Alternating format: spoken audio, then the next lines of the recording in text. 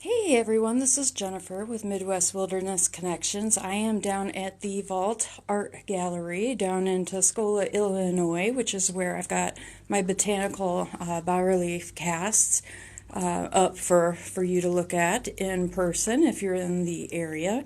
Tuscola is about a 15-20 minute drive south of the Champaign-Urbana area, so I just thought I'd go live and show you guys some of the casts that I have available right now. They're also available online in my store. I also have it at Etsy. They're for sale on TikTok. But here you can see I've got some large casts. This is a 16 wide by 24 high with allium and honeysuckle. And I have one here. This one's got a tinted background. The bas-relief of the flowers is in natural plaster color, but the background is in kind of a creamy color. So you've got tiger lily with garden mint and the little flowers in the back. They're some of my favorites. You're going to see them in a lot of my casts. That's fringed yellow loosestrife, which is actually a native plant that kind of likes wet wooded areas of wetlands in the Midwest. I also have here, I've got daisies with Peruvian lilies, and this one's hand painted. This one's in yellow. This is one of the few casts that I have that I did make duplicates of because I was practicing with different hand painting techniques. Now, there's not a duplicate of this coloration. The duplicate is just the pattern itself, but you can see down here I painted, and this one's much more moody, with daisies with the yellow, the Peruvian lilies in pink, with a kind of a burgundy background that was a little more bold, which for me, usually a lot of my stuff is real pastel. So that was a little out of my comfort zone, but I did it on purpose. This particular cast here is, again, it's got the natural clay background, but you can see there's a little bit of brownish to it. That's because the molds that I use are clay. So there's, and it's kind of a brown clay, so you get a little bit of that clay staining. But that's nice because then you can see the relief a little better. It gives that definition or that in it. So depending on where you're standing and the light in the room, that changes the way it looks a little bit. I also have my little casts that are in their little wooden shadow boxes. And I have these hanging hooks. I've got black and gold. And so the black hooks, they're, and the gold hooks, they're $10 a piece. But these shadow boxes, you're going to see I've got different shapes. The box itself, I have different shapes, and then the shapes within the box, like this particular one, is a heart with flowers in the background. And again, each one of these is unique. I don't have duplicates, so this is a one-of-a-kind cast. This one's got that blue background with the white plaster in the bas-relief. Like I said, here's another one. This is also in a hexagon shadow box, but this one you can see it's got a really light cream background. This one's daisy with baby's breath. This is one of my bigger casts. It's not super big, but it's a 10 by 10. And you can see here, it's got fern, daisies, mums, and baby's breath. And this one, the style is a little more of like looking at a bouquet. Down below, again, one of my bigger casts. This one, I believe, is a 18 by 20, if I remember correctly. But this one, you can see, we've got sunflowers with asters and foxglove, daisies. I also have, this is a framed one. These are magnolia flowers. And it's got a kind of a turquoise color wash to bring out some of those details. And here we have all different sizes. You can see here we've got this one's a square with a pink square of, it's blue eranginium, but my cast is pink. Here's a hexagon with blue butterfly cast a hexagon with a butterfly cast that has no tint. Here we have that same tight style, but the butterfly off-white, no tint, but in square. Here's another square with a square cast in it. I also have hanging casts that are round. So this is a pink background penstemon, pink background Virginia creeper leaf, which is a native vine in the Midwest. Here we've got one of the hexagon casts with a hexagon shadow box in teal. I'm not sure the flowers on the left that are coming in from the side. I never remember the name of that plant, but the one to the right is a daisy.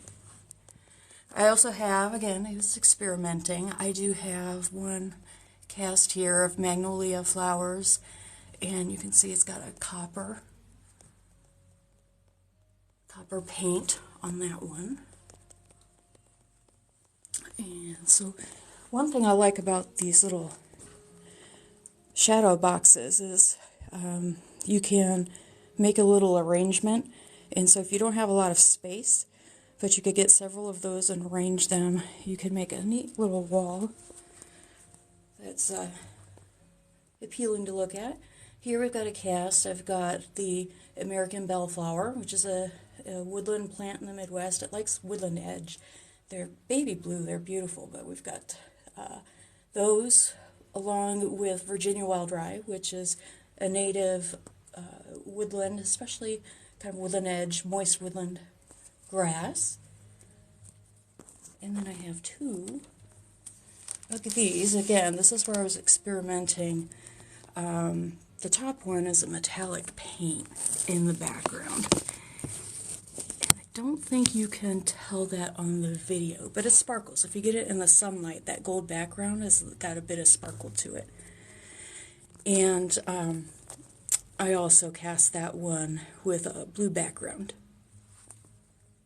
And here we've got a purple. These are orange daylilies, like you see in a lot of the roadsides in the Midwest, with some asters popping in on some of the edges. Here we've got a turquoise background, and we've got penstemon in the middle, and St. John's wort, which are these guys. What else do I have in here?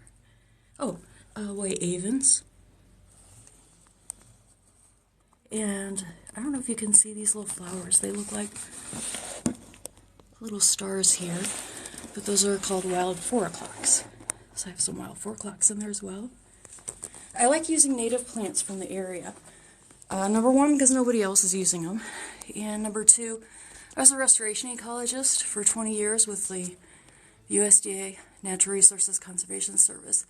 And I worked with these plants and restored them in areas where they belonged for habitat purposes, for rare and declining animal species. And so these plants have meaning to me. They're important. I know what each one is valuable for out in the ecosystem, and how to use it, where it belongs. So I like using them. This particular one, I have horsetail,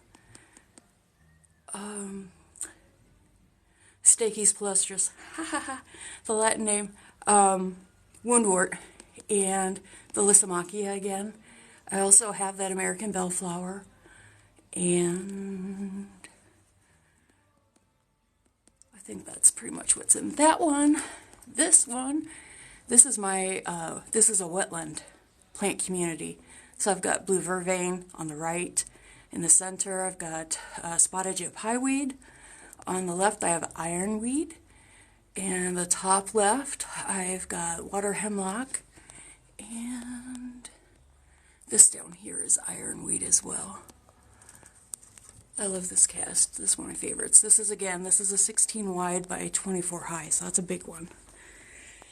Here's another framed. These are common blue violets in a white shadow box with purple color wash, pigment wash. Here I've got, it's just a tinted background, so I don't have the white and the flowers, but we've got stock, the Peruvian lilies, daisies, fern here at the bottom, but tinted in a kind of a lavender blue, and it's got a gold leaf edge. And this frame, you can see here, it's stained wood. Here, this one is not framed, it just has a hook. I don't know if we can see. Let me open it up. See how it just has a wire loop in the back so you can hang it.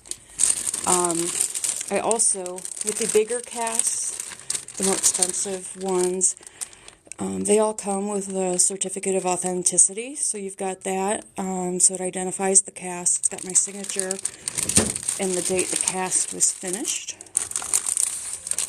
So this particular one, it's just got the regular plaster background. The bas relief of the blue Eranginium is in purple. That one's about 6 inches in diameter, just to give you an idea. I also have a maple leaf with a kind of a putty colored background. There's another one of my hexagon shadow boxes. This one's got a round daisy cast in the center. This is one of my favorites. Again, using the native plants. This is native prairie plants. I'm going to come this way. I think I can get away from some of the shine. I got a really good video I just posted on TikTok of this one recently, but we've got black-eyed Susans, Canada wild rye, wild bergamot, Virginia mountain mint, prairie rosinweed, flowering spurge, common milkweed. Here's my Lysimachia again, that fringed yellow loosestrife. Like I said, I love that stuff, so I keep using it. I also have the blue Eranginium with the purple bas relief in some of these smaller casts in the shadow boxes. This one's a little darker stain. That's an oak stain. This one over here is just got a light, basically just a clear coat on it, so just depends on the look you're going for. And then this is another one of my big 16 by 24s. We've got asters, daisies, sunflowers,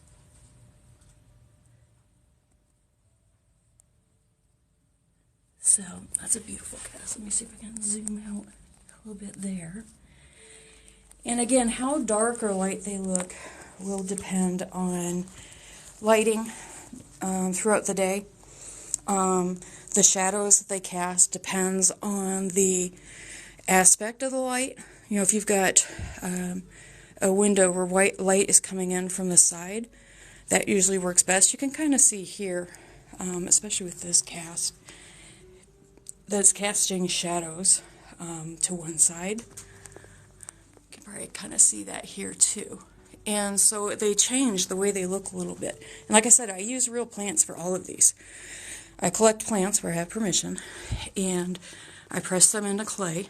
Sounds simple. It's actually the hardest part of the whole ordeal. It's making sure you have the right clay. It's the right moisture content, consistency, type, so that you get the good impressions in the clay. So like I said, these are all made from real flowers. Majority of the casts are one of a kind, no duplicates. I do have a few, so if you go on my website, www.Midwest Wilderness Connections, it will tell you in the product description if it's an original with no duplicates. So basically a closed edition is what that means. If it's an open edition, that means I make duplicates. But like I said, even though these particular two are the same pattern. They're different colors, so they're originals. They're listed as originals. And like I said, some of them I hand paint, some of them I just tint the plaster, some of them I don't tint the plaster at all. Some of them I tint part of the plaster, not others. So, I also, if you go to my website, I sell nature photography, greeting cards. I've got cute Christmas cards with elk, deer, mink, a red-winged blackbird. I might be missing something. But they've got Christmas gear on, Santa hats and stuff. It's kind of funny. So if you're looking for Christmas cards with wildlife, you can check those out. I do not have the nature photography here at the Vault Gallery or on my Etsy. So that's just on my website. But I do have the nature photography on TikTok. So you guys can check that out. But if you guys have questions, you have any interest in this, would like to speak with me, because I also do custom pieces where I can use the plants that maybe they have a sentimental meaning or value to you, or you just like them. And I can do a custom piece using any of these techniques that I'm showing you, whether it's hand to you or you just like them. And I can do a custom piece using any of these techniques that I'm showing you, whether it's hand painting, tinting plaster, not tinting the plaster at all. A lot of people like to do this. Like, I would have loved to have done this when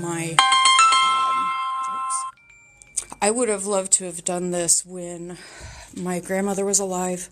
She was a fabulous gardener, and I would have planned this way. So what I did is I actually went around my mother's garden, and I have made a cast. And so for Christmas, I'm giving those casts to my family members, the grandkids, so that they all can remember Grandma's garden going into the future.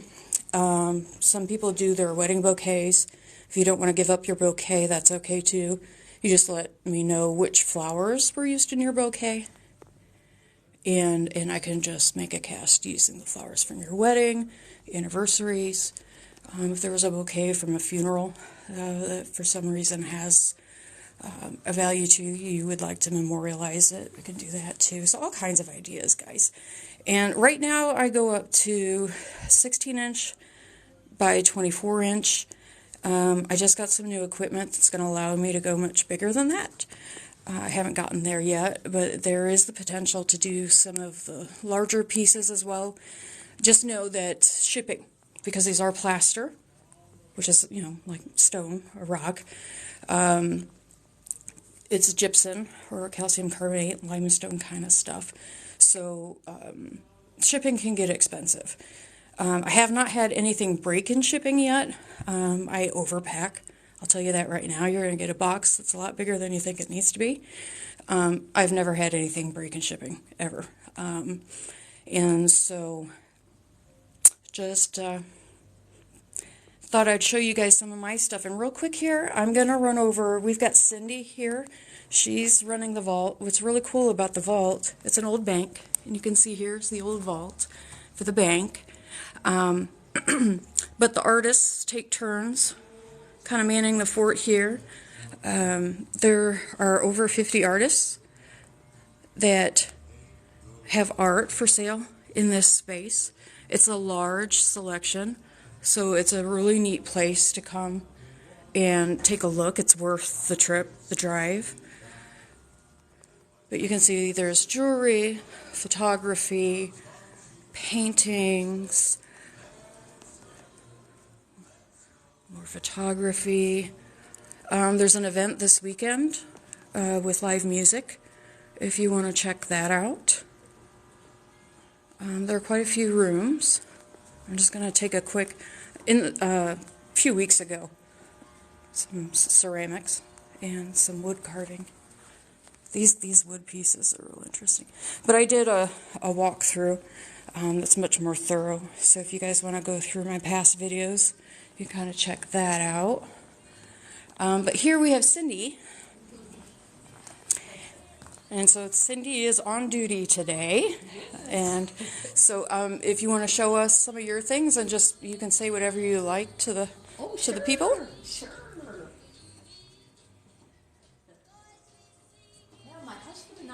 specialize in dog people photos and also nature photos too. And this is some of our work. We've got some nature. My husband loves birds and nature photography, and then we use our own dogs as models. We create these dog people characters. It's so cute. They get models. We create these dog people characters. It's so cute.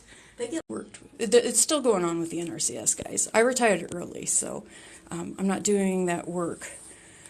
Specifically, people still call and ask for assistance and ask me questions and things. But fascinating, because I actually have a monarch butterfly right now that a friend found. Oh, a late should one. have migrated to Mexico, but it couldn't fly, so oh, just adopted it and taking care of it. Oh, poor little guy. He's not gonna make it down there. No, and just, he looked perfect, but something was wrong with him that he can't. He was not able to make it. Well, here, you guys, I'm, real quick, is there anything else you want to talk about while I'm right here? I think that probably take care of it for us. That kind of shows what we do, and we've been doing it for a long time. And yeah, there's lots of fantastic art we've got here. more in here. This is another artist here. So you could have multiple artists in one room. It's not all just one. But the monarch story you had, I'm going to come back to one of my casts. So, knowing,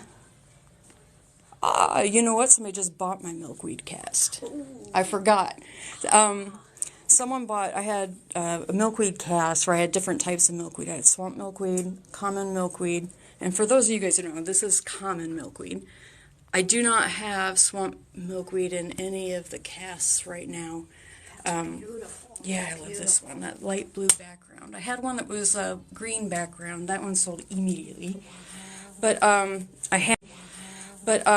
had collected plants, and I knew, because I was making a specific cast for a friend who worked with me on the monarchs. And so I collected swamp milkweed, common milkweed, and rolled milkweed to make into it. The plant will regrow. It's not, and so, but I took the cuttings home. They were in a cooler and for a day, and then I put them in vases, water it. And one day, all of a sudden, I'm like, what is that? It was a monarch caterpillar. Wow. It was eating on the swamp milkweed. Amazing, that's something. And that's one of the things, you guys, if you guys are into monarchs and habitat restoration, my 2 cents worth is swamp milkweed. Plant it everywhere you can. Now, it's swamp milkweed. It likes wet areas. But of all the milkweeds, I find monarchs on the caterpillars on swamp milkweed more than any other milkweed species, at least in the Midwest. And it's interesting, the very last caterpillars we found were on swamp milkweed. Yes. Down at the Douglas County Museum. Yep. So if you've got a wet spot in your yard or near a downspout, and you've got a garden or something where you can keep it a little moist, and you're really interested in monarchs, plant swamp milkweed. But I took that monarch, I put him in a little, we have I used to have a bunch of like reptiles and amphibians. I have little cages, so I put my little caterpillar in there, and I had to separate out some of the milkweed so I could feed it. Thinking, oh gosh, now I gotta feed this little guy, and because now he's, his life is in my hands. So I'm feeding him, and it's been about 4 or 5 days, and then all of a sudden I'm like, there's another one on the plants that were in the vase. Isn't that something? I thought, oh no! So I grabbed that one. I put him in there, and then 3 or 4 days later, there was another little guy. They must have been eggs, and I missed them. Yeah, they're easy to miss, too. They were, so we unexpectedly raised 3 little monarchs, caterpillars. But next time I work with milkweed, I'm gonna use a microscope and make sure I don't have any eggs out there. But the good thing is they survived. We let them go. So the chances, that their odds of survival may have been a little higher due to my mistake. But anyway, guys, I just wanted to... Predator. Yeah, I just wanted to share that little story. I'm going to zip through here. I'm going to make sure nobody asked any questions. Because I just been yapping and yapping and yapping. This is my first live, guys. So, forgive me if I'm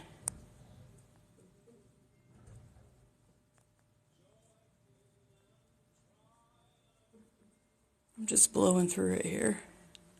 Well, I've got quite a few people in here that are checking us out. Thank you, guys. Well, I don't see any questions, just a lot of people checking us out. So thank you very much. And like I said, if you guys have questions or you want to see more stuff, go to Midwest Wilderness Connections, www.midwestwildernessconnections, all one word, .com. Or if you're in the area, this is the Vault Art Gallery in Tuscola, Illinois. It's right off Interstate 57, just south of the Champaign-Urbana area. You can stop in and take a look at things in person. All right, guys, thanks.